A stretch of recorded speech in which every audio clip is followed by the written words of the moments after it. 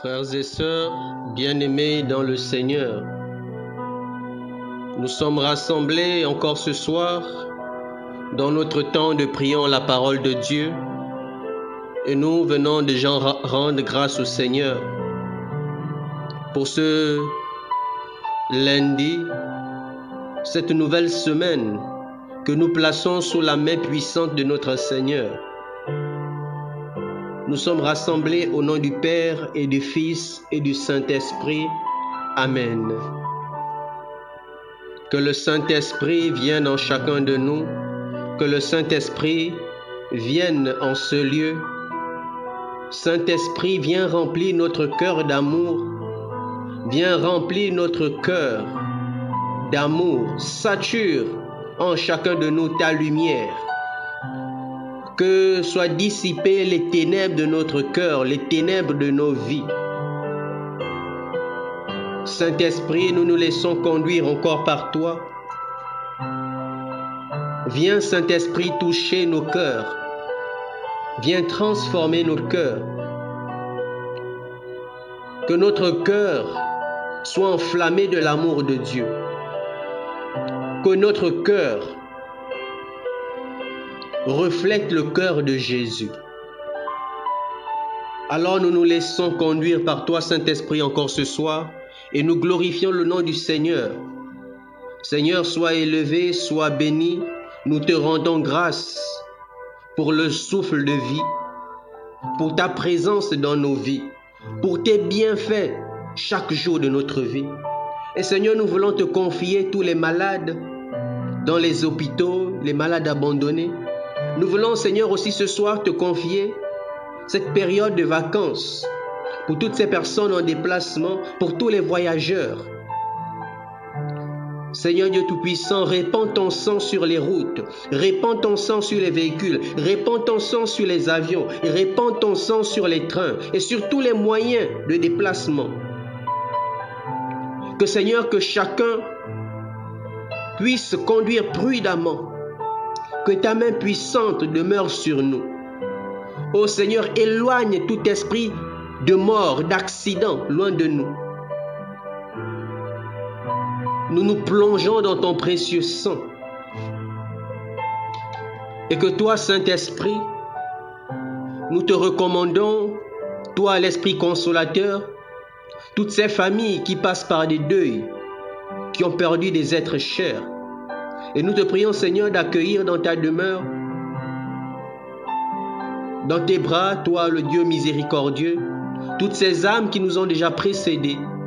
Et nous pensons particulièrement à cette jeune demoiselle qui passait le bac, mais que tu as rappelé auprès de toi suite à un accident. Et voilà qu'elle est admissible.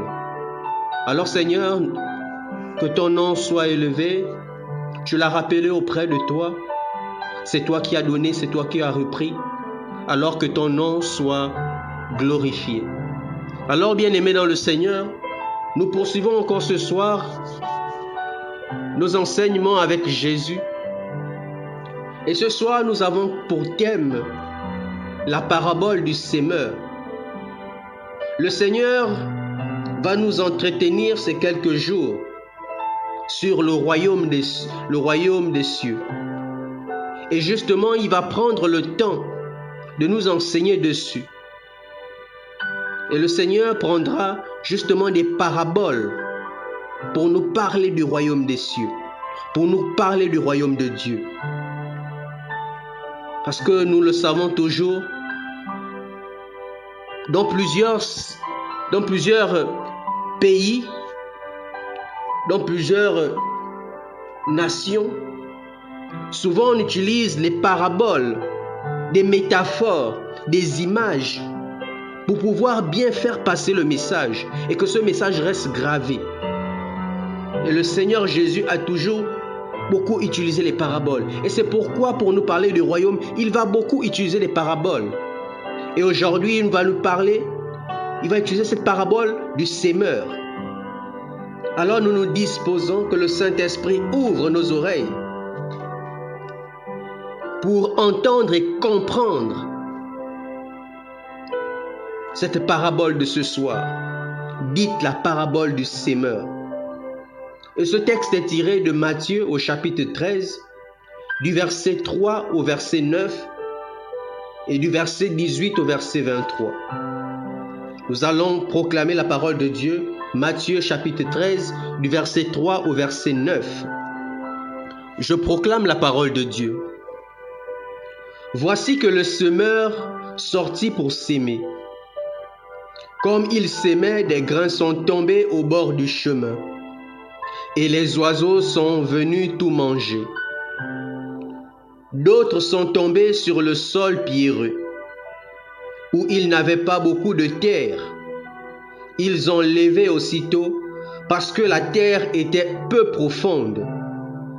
Le soleil était levé. Ils ont brûlé, et faute de racines, ils ont séché. D'autres sont tombés dans les ronces. Les ronces ont poussé et elles ont étouffé. D'autres sont tombés dans la bonne terre et ils ont donné du fruit à raison de 100 ou 60 ou 30 pour un. Celui qui a des oreilles, qu'il entende. Parole du Seigneur. Nous rendons grâce à Dieu. Alors bénissons le Seigneur pour cette parabole. Alors nous allons nous plonger en plein dedans dans cette parabole du sémeur. Et le Seigneur, dans les versets 18 à verset 23, il explique cette parabole du sémeur.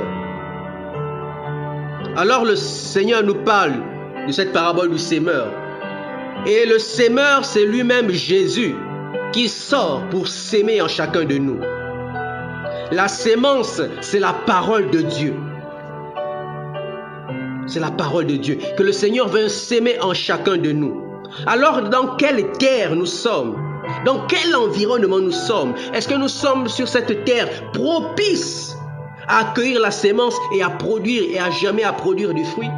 Ou est-ce que nous sommes dans ces terrains difficiles où il est impossible à une sémence de germer?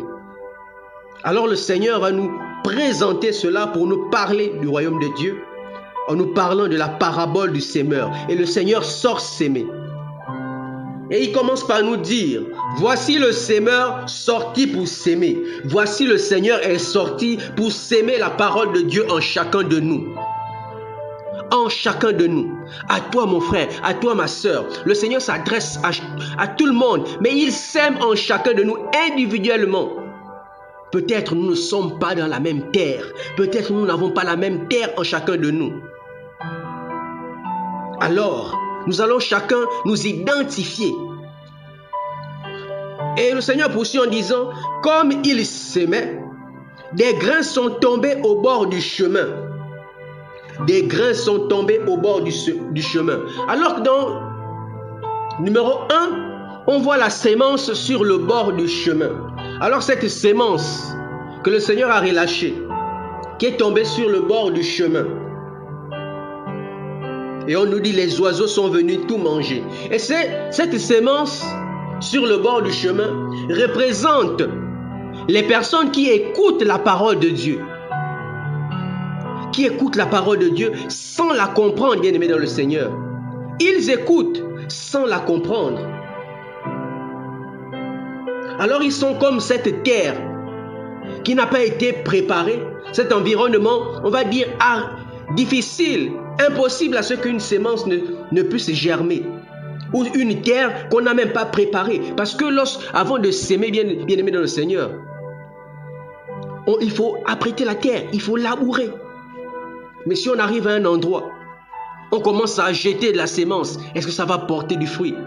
Et même lorsqu'on veut travailler une route, on commence par gratter, on commence par faire tant de choses pour pouvoir mettre le goudron, mettre les pavés. Alors on nous dit, dans cette première partie, que la sémence sur le sol, la sémence sur le bord du chemin, c'est comparable à ces hommes qui écoutent la parole de Dieu sans la comprendre, bien aimés dans le Seigneur. Alors on nous dit que les grains sont tombés au bord du chemin et les oiseaux sont venus tout manger. Les oiseaux sont venus tout manger. Alors ces oiseaux sont comparables aux malins. au diable.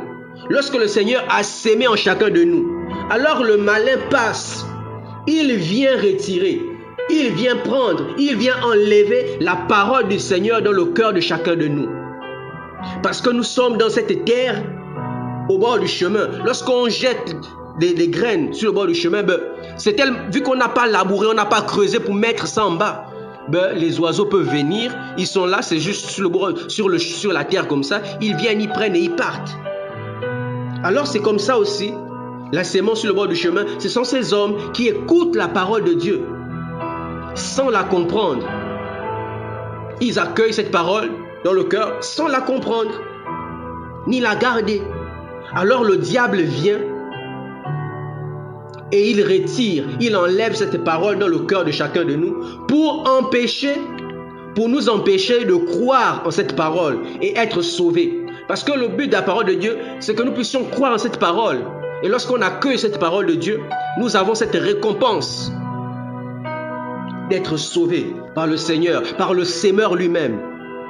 Alors voilà ce premier groupe où la sémence est jetée sur le bord du chemin et le malin vient récupérer.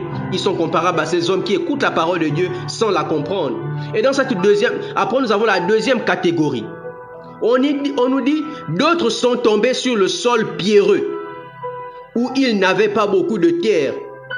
Ils ont levé aussitôt parce que la terre était peu profonde. Alors bien aimés dans le Seigneur, il y a la sémence sur le sol pierreux, ou sur encore un sol qui est plein de cailloux, où il n'y a que des pierres, bien aimés dans le Seigneur.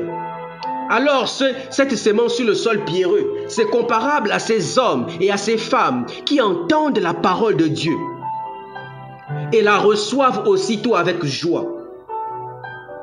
Ils entendent la parole de Dieu et ils reçoivent avec joie. Mais après, ils ne peuvent pas la garder. Alors cette terre pleine de pierres, c'est une terre peu profonde comme on dit. C'est une terre qui est peut-être un peu labourée, mais il y a tellement de pierres dessus que parfois ce qu'on sème a du mal à trouver racine. Alors on compare cette sémence sur la terre pierreuse à des hommes qui entendent la parole de Dieu et la reçoivent et aussitôt la reçoivent avec joie aussitôt. Alors ce sont juste des personnes du moment. Quand la parole arrive, ça leur fait du bien sur le moment, sur l'instant T. Dès qu'ils reçoivent, ça crée une joie en eux. On a l'impression qu'ils comprennent. Parce qu'ils rentrent dans la joie de ce message qui est délivré. Mais après, on se rend compte que c'est juste pour un moment. C'est juste pour un temps. Cette parole, ils croient pour un moment seulement. Mais après, cela ne résiste pas lorsqu'arrivent les difficultés. Parce qu'ils entendent cette parole, ils croient pour le moment, sur le moment, et ils sentent une joie d'avoir accueilli cette parole. Mais après, quand viennent les difficultés de la vie, alors, lorsque viennent les épreuves, les moments de détresse, la persécution à cause de cette parole, immédiatement, ils tombent et ils trébuchent. Et là, justement, ce qui a été semé ne peut pas germer, bien aimé dans le Seigneur. Alors, cette deuxième catégorie, ce sont des personnes qui entendent la parole de Dieu, la reçoivent aussitôt avec joie. Ils croient sur le moment, mais lorsque viennent les épreuves, lorsque viennent les difficultés, ils oublient tout ce qu'ils ont entendu. Ils oublient tout ce qui a suscité en eux la joie, bien aimé dans le Seigneur. Ils ont peut-être entendu le Seigneur dire « Je serai avec toi tous les jours de ta vie ». Alors ils ont accueilli cela avec joie. Ils ont dit « Ah, le Seigneur même, il sera avec moi ». Mais lorsque viennent certaines difficultés, ils oublient que le Seigneur a dit qu'ils seront avec lui. Pourtant, le Seigneur n'a pas dit qu'il n'y aura pas d'épreuve. Justement, s'il a dit qu'il sera avec vous, c'est dans les bons moments comme dans les mauvais moments. Mais quand arrivent les mauvais moments, alors ils oublient tout cela. Alors ils tombent, ils trébuchent. Ça, c'est la deuxième catégorie. Et il y a une troisième catégorie, bien aimée dans le Seigneur. On nous dit, d'autres sont tombés dans les ronces. Les ronces ont poussé et les ont étouffés. Alors cette troisième catégorie, c'est ceux dont la semence où la semence vient dans les ronces, dans les épines, dans une terre vraiment où il y a d'autres semences aussi, où il y a d'autres choses. Alors c'est comparé à ces personnes qui entendent la parole de Dieu. Et ils la comprennent. Ils entendent la parole de Dieu, ils la comprennent. Mais seulement durant la croissance, durant le processus de maturation. Contrairement aux autres où c'est justement sur le coup, après ça part. Mais eux, ils entendent cette parole, ils la reçoivent. Et ils avancent même. Mais durant le processus de croissance, lorsque viennent les soucis du monde, lorsque viennent les séductions de la richesse, lorsque viennent les convoitises, les plaisirs de ce monde, tout ce qu'il peut avoir dans ce monde-là, alors tous ces soucis de la vie, toutes ces séductions, toutes ces fausses doctrines, tous ces faux enseignements, tous ces faux prophètes, toutes ces fausses promesses du diable, lorsque là, tout cela vient, alors ça envahit la semence, ça envahit la parole de Dieu qu'ils ont entendue. Et ça étouffe la parole de Dieu qu'ils ont reçue. Et au finish, ils ne portent plus de fruits. Alors leur croissance, leur maturité s'arrête. Ça n'arrive pas à son terme, bien-aimés dans le Seigneur. Parce qu'ils se sont laissés parfois séduire par les plaisirs du monde, par les paroles du malin, par des faux enseignements. Ils se sont laissés dérouter. Alors c'est aussi, on pense un peu à cette parole du Seigneur qui dit « L'ivraie et le blé, laissez-les pousser ensemble ». Alors c'est aussi comme nous, en tant que chrétiens, nous sommes au milieu, nous sommes dans le monde, mais nous ne sommes pas du monde. Nous grandissons avec tout le monde dans ce monde, mais nous ne devons pas nous laisser influencer. Nous ne devons pas nous laisser détourner. Nous devons nous accrocher à la parole de Dieu, bien-aimés dans le Seigneur. Les ronces, c'est tout ça. C'est toutes ces préoccupations de la vie. C'est toutes ces personnes qui peuvent nous emmener à la déroute. C'est pas que le diable. C'est les frères et les sœurs. Parfois par des choix qui viennent nous proposer des choses. Alors c'est à nous, lorsqu'on a accueilli cette parole de Dieu, de garder cette parole de Dieu et de se référer à cette parole. Lorsque viennent les difficultés. Parce que eux, comme aussi la catégorie précédente, la deuxième catégorie, ils ont des difficultés, ils ont des détresses, ils ont toutes ces choses. Mais maintenant, c'est le choix. Alors quel est le choix? La parole est restée en eux. Mais maintenant, il faut faire le choix. Est-ce qu'il faut renoncer à la parole? Est-ce qu'il faut étouffer la parole? Est-ce qu'il faut commencer à faire des compromis? Et on voit que cette troisième catégorie, ils commencent parfois à faire des compromis. Ils se laissent envahir par les séductions de ce monde, par les choses du monde. Et voilà qu'après, ils ne portent pas du fruit. Pourtant, ça a commencé à germer. Mais arrivé au moment où il faut porter du fruit, ils se sont laissés dérouter. Et on a une quatrième catégorie, bien-aimés dans le Seigneur. Cette catégorie, on dit, d'autres sont tombés dans la bonne terre. Ils ont donné du fruit en raison de 100, ou 60, ou 30 pour un.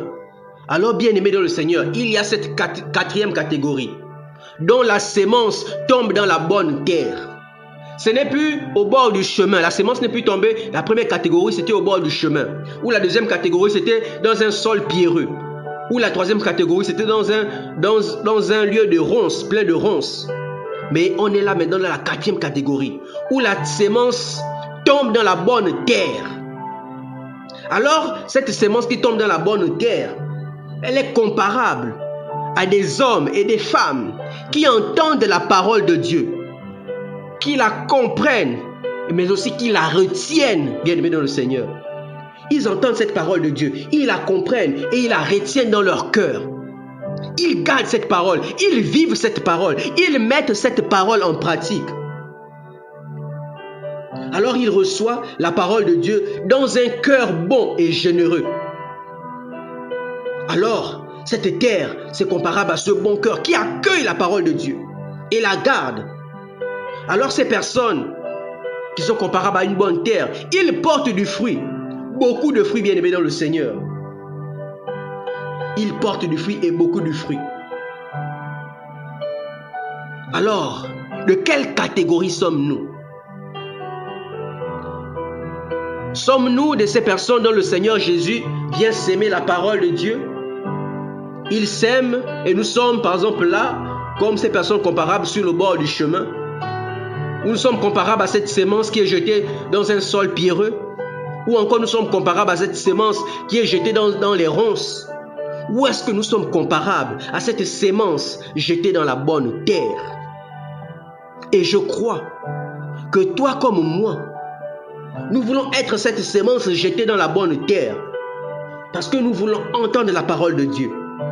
Nous voulons comprendre la parole de Dieu. Nous voulons la retenir, la garder précisément dans notre cœur. Parce que ceux qui gardent la parole de Dieu, bien aimés dans le Seigneur, et qui portent du fruit, ils ont aussi des difficultés comme les autres catégories précédentes. Tout comme par exemple la troisième catégorie, qui est confrontée aux soucis du monde, confrontée aux séductions de la richesse, aux convoitises, aux plaisirs du monde, de la vie. Eux aussi sont confrontés à tout cela. Mais ils s'accrochent à la parole de Dieu. Ils choisissent de rester fidèles à la parole de Dieu. Il peut arriver des moments de chute, mais ils se relèvent. On a dit, le juste tombe, mais il se relève. Alors c'est ces personnes qui résistent au malin, qui résistent aux tentations, qui résistent lorsque le diable frappe à leur porte. Lorsque le malin veut venir retirer cette parole, ils luttent, bien aimés dans le Seigneur. Ils luttent par la prière, par la méditation quotidienne de la parole de Dieu. C'est comme ça qu'on résiste au malin pour qu'il ne vienne pas retirer en nous. On fait confiance à Dieu. On s'accroche à Dieu, bien aimé dans le Seigneur. Alors voici à quoi le Seigneur commence par comparer le royaume. Alors soyons ces personnes dont le Seigneur vient s'aimer dans la bonne terre. Soyons une bonne terre. Que nous puissions accueillir la parole de Dieu, la garder, la conserver, la chérir et la mettre en pratique, bien aimé dans le Seigneur. Il faut mettre en pratique la parole de Dieu pour qu'elle reste là et demeure. Parce que si on se contente d'entendre sans la pratiquer, c'est normal que lorsqu'arrivent les épreuves, les difficultés, c'est normal, les difficultés font partie de la vie. Mais si on ne pratique pas la parole de Dieu, alors on risque de ne pas porter du fruit. On risque de ne pas porter du fruit. Mais je pense que toi et moi, nous voulons porter du fruit et que ce fruit demeure. Pour que demain nous puissions justement entrer dans le royaume des cieux. Pour que le Seigneur puisse nous dire, bon et loyal serviteur, rentre dans la joie de ton maître. Pour que nous soyons justement ce bon arbre qui continue à porter du fruit. Parce que si nous ne sommes pas un bon arbre qui porte du fruit, le Seigneur va nous couper et nous jeter dans le feu. Mais si on porte du fruit, on est cette bonne sémence, le Seigneur viendra nous tailler pour qu'on produise encore davantage. Bien-aimés dans le Seigneur. Alors c'était cette parabole du semeur d'aujourd'hui. Alors nous sommes invités à faire le choix. Mais tout comme le Seigneur, lorsqu'il nous propose un chemin, il nous montre le vrai chemin. Et le bon chemin, le bon choix, c'est d'être dans la 4e catégorie de ces personnes dont le Seigneur vient s'aimer dans la bonne terre, qui entendent la parole de Dieu, la comprennent, la retiennent et la mettent en pratique. Il y a les autres catégories. Nous sommes libres. Le Seigneur nous a créés libres. Mais il nous propose le bon chemin toujours. Alors nous bénissons le Seigneur pour sa parole. Et que la parole de Dieu, qui est vie et esprit, ne reparte pas au Seigneur ce soir, sans avoir accompli son œuvre dans la vie de chacun de nous.